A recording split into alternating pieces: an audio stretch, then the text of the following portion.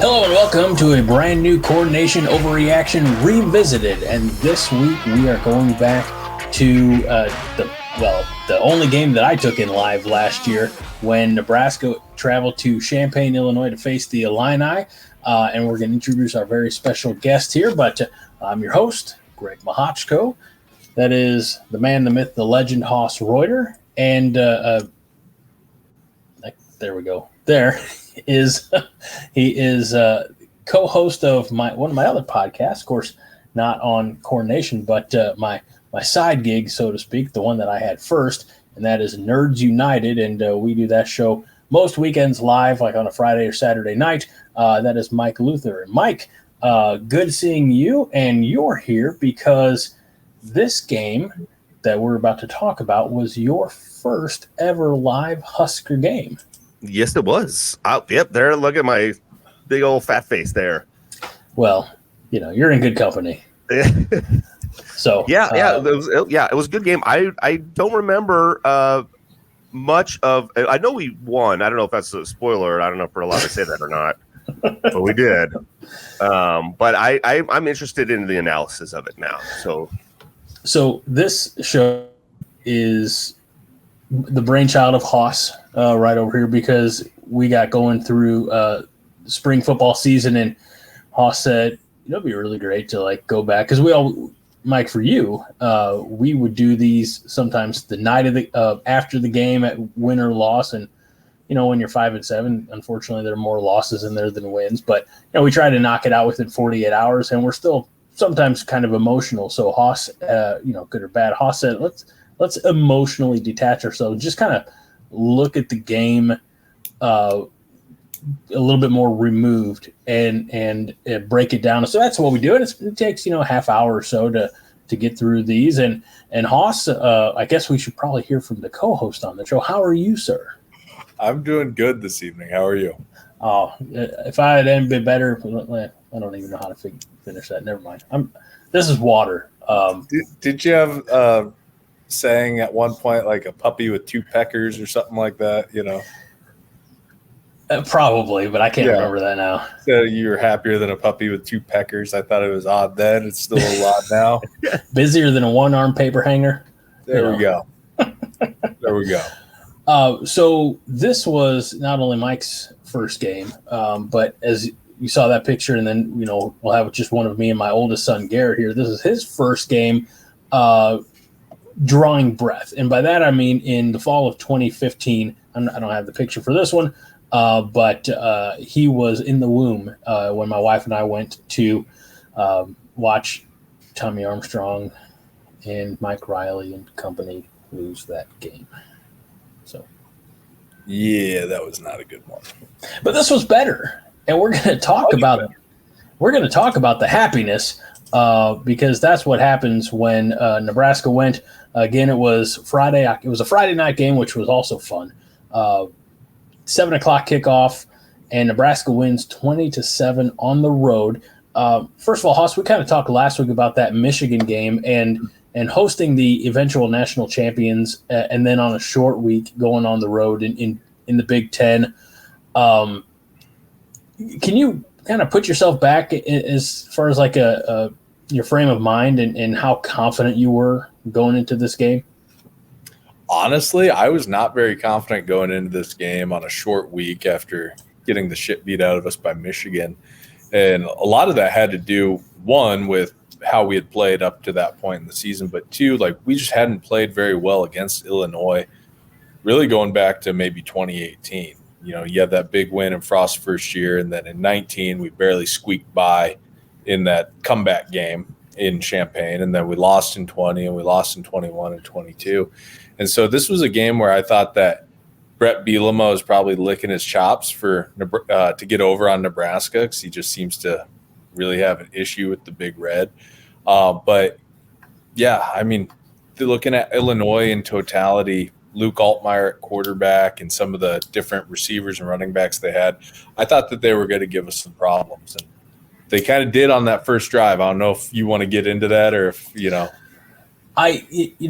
one of the things that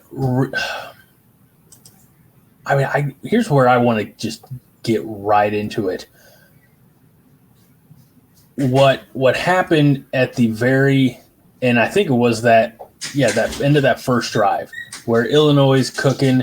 They chew almost half the first quarter, but Nebraska digs deep, and they get that stop. I don't care. You can call it controversial, whatever you want. The call on the field was that Illinois was short. That may be a little bit. I'm sure that Bret was sharting a little bit, but they were short. They did not have the touchdown, and right away, I feel like momentum shifted because Nebraska made that goal line stand, and Mike, you were there.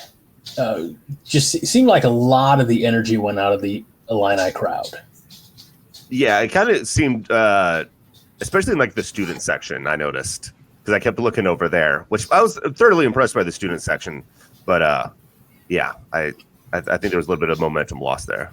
And it was on that end of the field, like they were driving towards the north end of the stadium towards the student section, and that student section, I feel like with the band right there, they wanted that score, and to for the number of times, I think it was 3 times they got stopped short of the goal line, and then they went for it on 4th down, and they got stopped again, and then you had Nebraska's immediate just powering their way out of from that goal line situation offensively to just try to get a little bit of that separation. And I think the way that Illinois drive ended and the way that the Nebraska drive began, even though that first Nebraska drive admittedly didn't go anywhere, or I shouldn't say it didn't go. I mean, it led to points, but it didn't, they didn't finish the task, so to speak. I just feel like right there was an amount of energy on the Nebraska sideline. They, I think, felt it right away that they were going to win the game. Even though after the first 2 possessions, they were only up 3-0, I felt like they had a certain amount of confidence that I haven't seen from the sideline in a while. Yeah, I felt like that goal line stand and being able to go and get a field goal from that goal line stand really gave the team some confidence that what they went through over the past week, starting with those Sunday practices that Rule had the team do, was worth it. And I think it gave them some confidence to do that to a team that had really kind of shoved them around for the past 3 years. I think that was kind of the moment as fans, too, that we kind of realized, this defense has been pretty good all year long leading up to this point. But to get a goal line stand in that situation showed that the defense was really up to the challenge to carry the team the rest of the year. It was the type of stop that you need to be able to make in the Big Ten. The Big Ten is the style is what, we joked when Scott Frost and company came in, like, we'll have to adapt to us. That didn't happen, but Matt Rule is putting the right pieces in place, or has put the right pieces in place to be able to exert a little bit of that dominance up front. And they go down in the first quarter was primarily Illinois' first possession that ended with the goal line stand, and then Nebraska's first possession that ended with the field goal. That was nice to get a 31-yard field goal from the true freshman Alvano, because he was, I guess, anything but consistent last year. But get him putting it nicely. But he had 2 field goals that both were for over 30 yards. Kicked his extra points. I feel like he did what he was asked of that night in Champaign. But Nebraska took a 17-7 lead they damn well dominated the second quarter.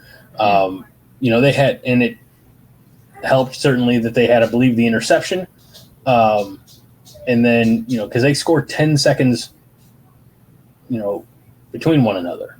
They scored with 6:47 left. That's when they went up 10-0, and 10 seconds later they went up 17-0. It was the kickoff that Illinois didn't. Oh, yeah, and then with Harvard with the keeper, the quarterback keeper, for the 25-yard touchdown. So you talk about any happy thoughts that Illinois had left after that initial drive got stopped. They were gone halfway through the second quarter. And to build off what you were saying, I really think that in terms of the Illinois game, giving the defense some confidence, I think this was really the first game that you saw us really mold kind of what the identity was going to be offensively for the rest of the season. Obviously, we had ran a lot of quarterback run against Louisiana Tech and Northern Illinois and Michigan, but this one, it was kind of a blend of what we really felt we could do well with the quarterback running game and the tailback run game. And then we started to see us try to take some shots downfield, the calculated, risk to try to push the ball vertically. I know Marcus Washington had a big catch in this game right before he tore his ACL, but I think, this was the game that we really started trying to target Tommy Hill deep when he would get on offense. So this was kind of a big, watershed moment all in all for the team last season where, the defense proved itself to be legit and the offense proved that it could find ways to at least cobble together some offense to get to 5 wins, which again, like we talked about last week or a couple weeks ago, Greg, thinking back to last year's offense and what Satterfield had to work with after a lot of us, myself included, were pretty critical of him. It was a miracle what he accomplished. Yep. With what he had to work with. It's kind of like the Apollo 13 mission. So, I really think that this game is one that, looking ahead to next season, I think that Illinois is going to be another pivotal game. It's a Friday night game in Lincoln this time. And I really think that that'll be a game where Bielema comes in ready to try to, knock Nebraska off again. And if we can get to that point at 4-0 heading into, I believe it's Purdue the following week, you set yourself up really nicely to potentially be bowl eligible by the time the first week of October is over. And I know that's, you've been part of your way too early for predictions, but, being 7-0 by the time you get to the end of October in Ohio State, we'll get to all those 2024 season predictions. Yeah, can't put the cart before the horse here. No. We got to finish the one season. I'll say this, and Mike, you were there with me and Garrett, and I thought I was doing everything right. When I was ordering these tickets, I was like, yeah, we'll be under the overhang. We'll be on the Nebraska sideline. Yeah. We'll be okay. The one thing I didn't take into consideration was the fact that it would be, October. Yeah, I'll be at the first Friday of October in flat central Illinois with what ended up being a very cold wind that was blasting us right in the face. It was so freaking cold. It was unbelievable. Now, it's been colder, I know, but just like you said, the constant wind. And I almost, actually, I think because of you, I didn't, but I almost wore like just a T-shirt or something. And I think you mentioned wearing at least like a hoodie. So I was like, okay, I'll bring the hoodie along. Luckily I did, and I probably would have worn shorts too, but I went with pants instead. Oh my gosh, it was so freaking cold. And I felt like bad dad because you weren't going to leave. Here's the thing. Somewhere the halfway point, I don't know. If I remember correctly, you talked about leaving. You're like, yeah, I think we're probably going to get going pretty soon. I was like, oh, okay. Like, I'm having fun, but it is cold. I know your son's cold, and it makes sense, But then you're like, hold on, I got to make sure we're going to win. And spoiler alert, we left maybe about 3 minutes before the end of the game. No, we saw it. We saw the end because of that. Yeah. Well, we were a little dicey there at the end. So it was. I think it was at halftime. I think when I say if we got to 28 points, I felt comfortable enough like we can go. Obviously, with the final score of 20-7, we didn't get there.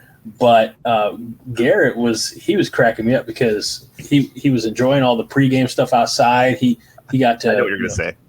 Learn about bugs and saw it's still kind of a, I don't want to say rural school, but like they have 4-H type stuff and ag education or ag development stuff. So he saw like cows and things like that. He was having himself a good time. And then we get inside, and about 3 minutes before kickoff, he says, "Can we go home?"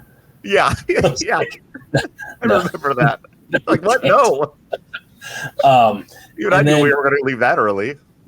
And a little bit before halftime, because I think we missed. Bye. No, you can't say I'm doing a show right now. You can't. I appreciate your enthusiasm. Go back and watch cartoons. He was present at the game. Yeah. I remember our hot cocoa fiasco too. I was going to say right before it was after we scored. I think we missed the Illinois touchdown because we were out on the concourse hunting down hot chocolate, and we finally get to a concession stand that's serving it. We put our order in, we pay. For sake of convenience, I'm like, I'll get them all 3 hot chocolates, and they're like, we've run out of hot chocolate. Oh, like here? Like, no, in the entire stadium. We had run out of hot chocolate. So I see someone who looks like she's in a position of management, and I just go up to her and I say, "Hey, I understand. It's all good. How do we go about getting a refund?" And she's like, "Oh, I don't know. I think she took like the last 4 digits of my card or my name or something like that." She went back to her office and cleared that up. Meanwhile, there was another cart of hot chocolate that was coming through, and we were still happening to be in the vicinity where someone was like, "Hey, how many did you draw?" I'm like, 3. So we got 3 hot chocolates for free. And then, we're trying to find, because Garrett's a picky eater. I love him to death, but so we're trying to find something that he'll enjoy. So again, this is halftime now. So we're walking around outside, around south end zone, and we come across, like we had crossed or walked past a soft pretzel stand. And so we went back to that, and the guy was like, "This is our last one, but it's kind of broken." I said, "That's fine. I'll we'll pay for a broken pretzel." She's like, "Well, it's okay. You can have it." She's like, "If he wants the broken pretzel, he can just have it." I'm like, so I'll say this about Illinois' Memorial Stadium. Very, very good on the hospitality. We'll just put it that way. It was the day Dick Butkus died, too, wasn't it? It was. Yeah. Oh, yeah. Yeah. Because they had, obviously, their media department put together a video package, for before the game. But we're all standing, and it's just during halftime, but we're standing on the concourse away from the wind. And I'll say this again, my boy was a trooper. He was just in a hooded sweatshirt, like a zip up hooded sweatshirt. Because again, bad dad. But you get a little hot chocolate in him, get a little pretzel in him, and he started to turn around. He found his second win, Mike. I think you would agree. Oh yeah, in the second half, and I'm going to try see if I can't share the picture here. But this is Garrett here enjoying the pretzel and the hot chocolate to keep himself warm on the concourse there. He looks so tired there. I don't. No. Yes. Yeah, he looks pretty tired, man. He looks like he's about to fall asleep right there. No. What? I'd have to look and see, like, at my phone what time that picture was taken. In fact, I'm gonna do that right now. I've got that time. 9:09 p.m. So it was probably past his bedtime. On a Friday. Yeah. On a Friday. One thing I wanted to say too about that game. I think this was the game where we started seeing elements of the offensive line figuring itself out, especially late in the game. There were a few nice drives. Anthony Grant got us down the red zone, and I believe he fumbled twice in this game. I can have that. I can look he that fumbled up. once in the red zone, and then that's what kind of gave rise to Emmett Johnson getting in the game and getting a lot of reps for the rest of the season. But I really thought that, like, I'm always going to butcher the name, Nuili, the German left guard. Yeah, I thought this was the game that he really started to emerge. And Ben Scott really had a great game in this one too, especially with Illinois playing a nose guard right over him. It just kind of goes to show if we could have had a consistent quarterback play this past season, what the offense could have done with some of the pieces that were in place. Right. Yeah, I've got here, we have a fumble that was there in the third quarter, and then the interception late. That interception with about 8 minutes left in the game. Mm-hmm. Did Emmett Johnson fumble too? No, I'm sorry. I was looking at the wrong side of the stat sheet.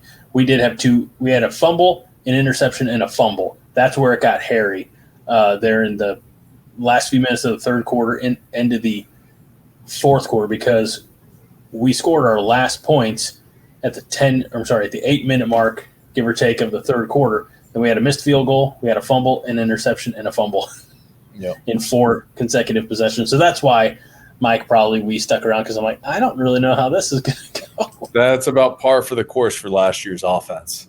Yeah. And I've said it before, and I'll say it again. The defense last year deserved better. Yes, very much so. And I will say this about the game too. Going on the road in the Big Ten is tough. Going on the road on a short week, and it's even shorter, with the Sunday practices and the Friday kickoff. This was kind of a mental toughness game. Mm-hmm. And I think this is a game that historically Nebraska would have lost. I was thinking the same thing, under the previous regime. I don't think that they have – I don't think they make that goal line stand. No. And then instead of, coming out of that, the next possession, even just kind of flipping the field, going up 3-0, it's a different ballgame than being down 7-0.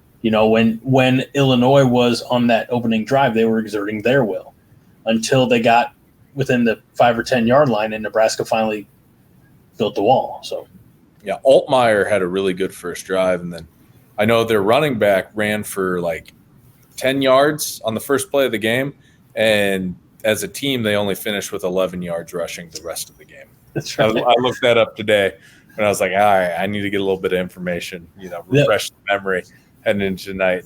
Under Eric Chinander, under Mark Banker, Bob Diaco, Bo Pelini, Carl Pelini, take your pick of former defensive coordinators, that defense would have folded up after getting sliced and diced on the first drive. I'm not one to call you out, Hoss. They finished with 21 yards on the ground. 21. Okay. Yep. They had 10 yards, and then they had 11 yards the rest of the game. Okay. I got you. There's the 21. We did a great job of shutting down Reggie Love III. Altmaier, who was the transfer portal acquisition, right? From Ole Miss. Didn't have a horrible game. Threw for 289 yards and a touchdown, but got sacked 3 times. I think this is really, we talk about the defense exerting their will. They lived quite a bit, almost as much as the Colorado game. They lived in the offensive backfield. Meanwhile, for Nebraska, ran for 158 yards, 2 touchdowns. Heinrich Harburg threw for 154 yards on 12 completions, 24 attempts, got sacked once. Those are some, late 90s, early Nebraska stats right there for a quarterback. And you had 5 receivers in double-figure yards being led by Thomas Fedoni with 42. It's a shame about Marcus Washington. He only had that one reception for 39 yards, and then he got hurt. I think it was on the very next play. I think it was not even the very next play. It was after the play as they were getting ready to get set for the next one. Right. Billy Kemp had 26 yards receiving. Ty Hahn, there's a name you didn't hear too much, but he had 21 yards. Alex Bullock with 16 yards. Isn't Alex Bullock Minnie's favorite player? One of Minnie's favorite players? No, that would be a quarterback with the initials DR. I know that, but I think last time I was on, she was really gushing about Alex Bullock. Same people who gush about Alex Bullock are the same people who gush about Brody Belt. Come on now. The John Dam Johnsons of the world. That's right. The pancake feed crowd in, Seward, Nebraska. They like those local kids made good. 5 hearts. Yes. You'd think that I'd be more akin to those kids, but You know what? You can be 4-star, 5-star, and 5-part. You know what I like? Winning football games. That's right. Isaac Gifford. I mean, he had led the team. As we go back and evaluate or reevaluate 2023, I'm surprised at how many times I see Isaac Gifford's name at the top of the tackles. Sheet. He had 8, led the team with 8 tackles. John Bullock, Phelan Sanford each had 6. Quentin Newsom, who was my guy, he had 5. By the way, Sanford also had a forced fumble, and Newsom had an interception that he returned for 39 yards. I mean, it's, but I feel like with the benefit of hindsight, I don't remember Gifford being as active as the stat sheets indicate. Isaac Gifford, a lot of it was just solid play. Sitting in the back end of the defense is that rover position, then kind of switching over to safety after Deshaun Singleton got hurt against Michigan. A lot of the underneath coverage kind of cleaned things up, and he just had to be the safety valve. But he played really solid football, and I think he's going to have a really solid year this year. As Evan Cooper was saying that we're going to see why he's one of the best DBs in the country. And really only twice last year was there anything where kind of called attention to him negatively. The first one we talked about last week, that Roman Wilson touchdown catch against Michigan, where that's kind of just fluke slop stuff. Right. The other time was against Iowa on Iowa's last drive. He played the run fit real aggressively right up the middle to try to stuff Iowa and not let them gain any yards to get into field position. And the back just made a play. He didn't fit it wrong, but the back made a play, and, Gifford went the wrong way. So they got into field goal range. But those were the only 2 times that Gifford really made the wrong play. Other than that, he was spectacular all season. And, come to find out, he had 3 pass breakups in the game. Look, by the way, this game at Champaign or Illinois Memorial Stadium attended by 46,703. Again, we know who 3 of those were. Hey, there they are. Mike, it was your first time ever taking in a live Nebraska football game. I've only been to a couple more than that, and most of them have been in Champaign just due to proximity. The other only lone outlier was in 2012 when my wife and I went to Pasadena and saw Nebraska play UCLA at the Rose Bowl. But you were, I don't want to say amazed, but you just, I don't know if it was, didn't expect Nebraska fans to travel that well, to be there were Nebraska fans around us, but what was your just kind of takeaway from the live game feel? One thing I never realized is that the amount of breaks that there are during the games, during the live game. And you explained it to me, and I didn't even think about it because obviously during commercial breaks, then they're not playing, and they have to have a certain amount of commercial break. I swear to you, it felt like every couple minutes there was another break. I'm like, okay, that's college football on the whole. Yeah, understand now. Going there, I was amazed. I think I told you afterwards, maybe I can't remember. I'll say it now. Like, I would definitely go again as long as somebody pays for my ticket and provides transportation for me. That's fine with me, and gives me a shirt to wear too. So, okay, well, 2025, I guess, probably the next time that Nebraska, unless they decide to do that one overseas or something, Hoss. I don't know. God, never again. Please don't. Not after the Northwestern game. By the way, I have to ask, okay, have you guys watched this recently, or rewatched this recently, or is this all from memory? All from memory. Wow, because I knew we won, and that's it. I couldn't tell you the score. I couldn't tell you what happened. So, full disclosure, I cheat and I look up. I have the stats handy, things like that. Mm-hmm. But I remember the big moments. My thing is always Haas is the reason Haas is so good at what he does is he has this mind that Haas, Minnesota 2018. 53-28.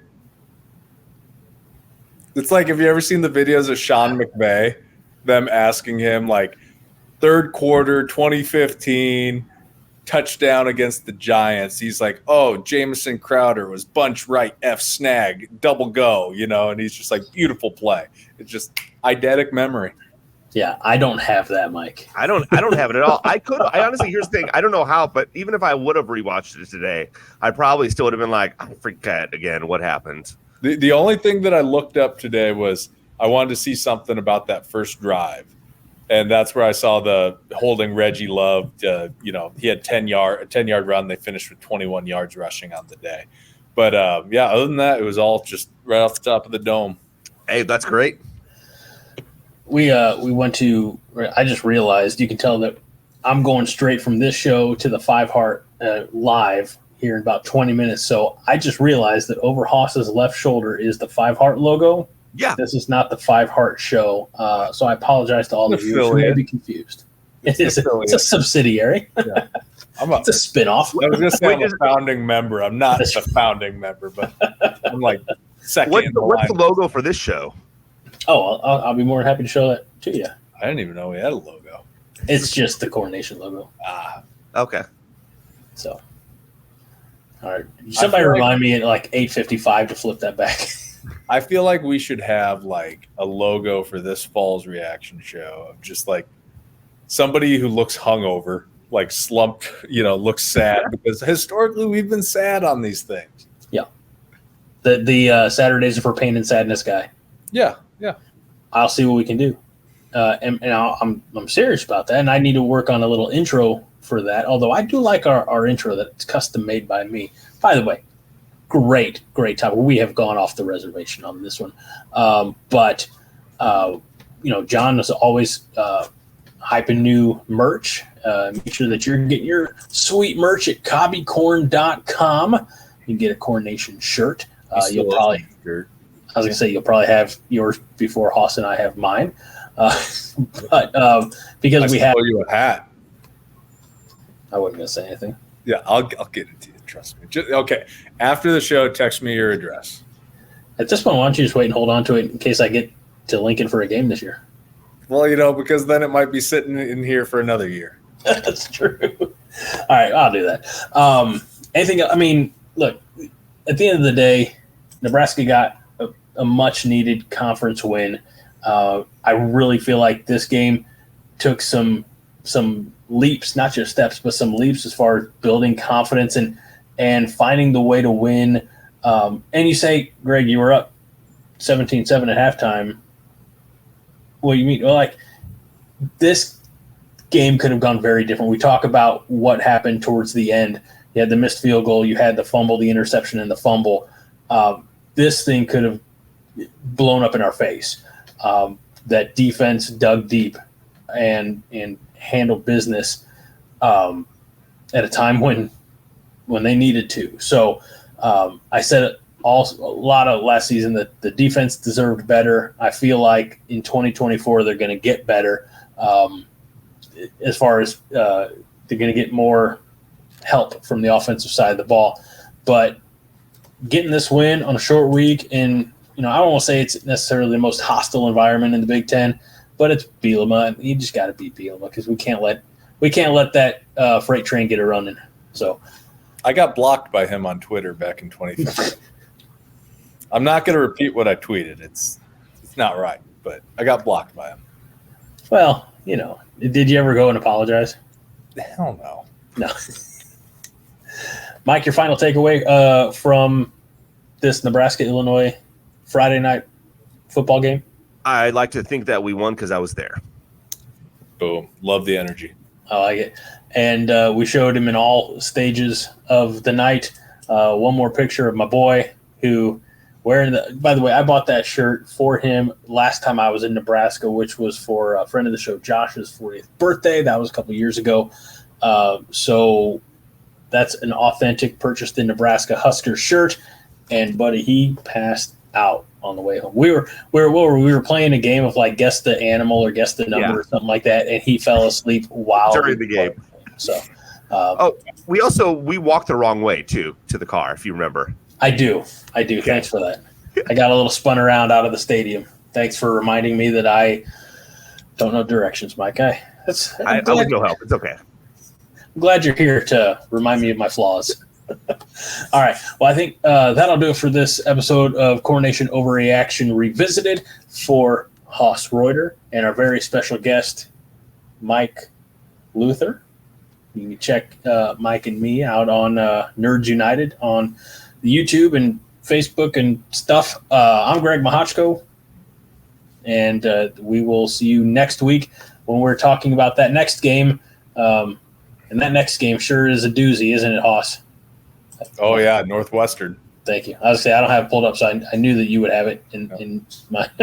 So that is coming up next week. So stay tuned for that. And as always, go Big Red. Haas. Win the damn off season. Mike? Yes, all of that.